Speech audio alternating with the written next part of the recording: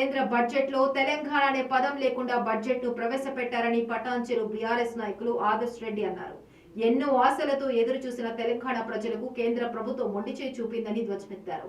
Bharathi Nagar division corporator Sindhu Adarsh Reddy నివాసంలో ఏర్పాటు చేసిన విలేకరుల సమావేశంలో బీఆర్ఎస్ నాయకులు మాట్లాడారు. పాలమూరు రంగారెడ్డి కాళేశ్వరం ప్రాజెక్టులకు జాతీయ హోదా కల్పించాలని బీఆర్ఎస్ ప్రభుత్వం అధికారంలో ఉన్నప్పుడు చాలా సార్లు విజ్ఞప్తి చేశామని, ఇప్పటికే ముఖ్యమంత్రి రేవంత్ రెడ్డి కనీసం పట్టించుకోవటం లేదని, ప్రధాని మోదీ రాష్ట్రానికి వచ్చినప్పుడు మోదీని బడే భాయ్ అని చెప్పిన చోటే భాయ్ ఇప్పుడు ఏమి చేస్తున్నారని ప్రశ్నించారు. అనే లేకుండా మరి మొట్టమొదటిసారి మనము ఇవాళ కేంద్ర బడ్జెట్ మనం నిన్న చూడడం జరిగింది.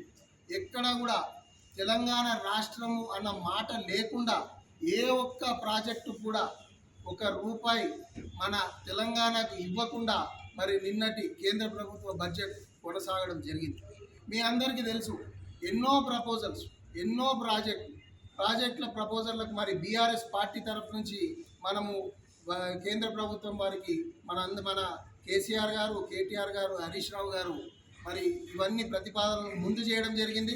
మన రాష్ట్ర ప్రభుత్వం తరఫు నుంచి కూడా వారి ముఖ్యమంత్రి గారు కూడా ఎన్నోసార్లు నేను తిరిగి అడిగినా అని చెప్పుకోవడం జరిగింది.